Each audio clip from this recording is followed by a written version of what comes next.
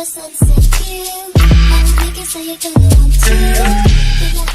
guys, so it is now January 1st, so I'm going to tell you everything that happened from the time I got to my sister's house and on. And if you haven't seen what happened yesterday, go check that video out. It was put up on today, so I'll link it down below probably, and it's probably in also the January 2017 playlist. We got to my sister's house around like 1:10 or something like that. Well, we got to my sister's house, we unloaded her car, we got in and everyone got settled, and then my mom called. Okay, I did not really think anything of it. My sister did though. And because of how late it was, and we all thought that she was like asleep or something. My sister talked to her, and then she called everyone, me and my two little nieces, into the living room. And this is going to sound probably really bad, but I've had like a lot of deaths in my family. And more like here recently, not like when I was younger or anything like that. It's like I can tell when people are about to say something bad just by their eyes, just by how they look or something like that. And I was like, okay, someone has passed. And I was right. My grandfather, who had Alzheimer's for a while now, actually, he had it, I think, 3 years, 1 year before we found out that he had it, or we really saw that he had it. We really saw that he had it when he went to go buy, I think it was like a lawnmower or some kind of like yard tool, and he was going to Muncie, which is not like a far way or anything like that, and ended up in Noblesville, which is two completely like different places. And not even like, oh, you passed by Noblesville going to Muncie. No. It's more like you have to go back through my town to go to Noblesville. We really knew then that he wasn't in the right mind because he did not know where he was. He would not answer his phone. No one could track him down for a good 5 hours.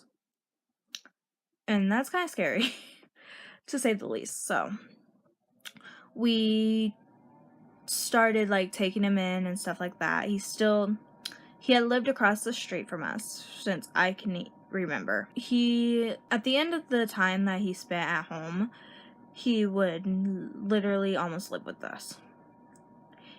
My mom would go to work, he would come up, stay until she got home.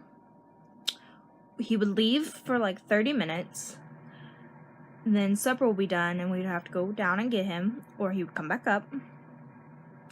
He would stay and eat, and he would stay until about 8.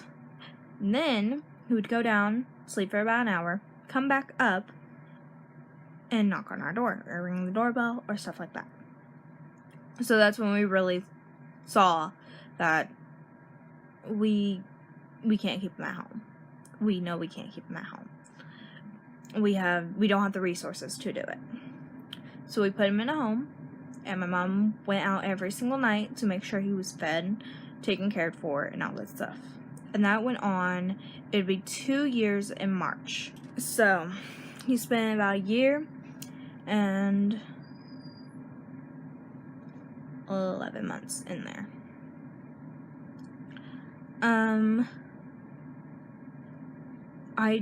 We don't know. We know it wasn't harmful, that the reason that he passed. We know it was something natural, but we don't really know what happened. If his heart just came out, he got a heart attack, he had a stroke, we don't really know because of how it happened. So that is why my face is like so puffy and so red. I found that out. And of course, I could not go to sleep until like 4 in the morning. And then I just passed out. I woke up at like 10 or 11 this morning. I got up and got some muffins and some orange juice. And I ate and drank that. And then my sister had just bought herself a new stove for Christmas. So that had arrived that morning. So we had to take her old stove out of her house and put the new stove in while taking down her Christmas tree and reorganizing the living room with an 80-pound dog and a 30-pound dog. That's fun. And 3 teenagers that don't really know what to do. So it was kind of hard, to say the least, but we got it through. And then around 3 or 4, my stepdad came and picked me up. I ate dinner here, and then my great aunt, who I had the party at yesterday, came over with her daughter and her husband, and we just sat and talked for a little bit. And then me and my mom cleaned up from dinner, and now my mom is asleep because it was actually her stepdad, so she was like very close to him, so I think she's taken it the hardest. But we never saw this coming. Like, yes, it would have been harder if we were literally standing by his side waiting on him to pass. That would have been harder. But it's kind of like this hit us out of left side. We didn't realize what was going on. We didn't know what was going on. That is really what's going on today. I have a headache now because of how much I have cried, how much I did not get any sleep last night, and just everything. I'm going to go to bed. So like this video if you liked it, subscribe, and I'll see you guys tomorrow.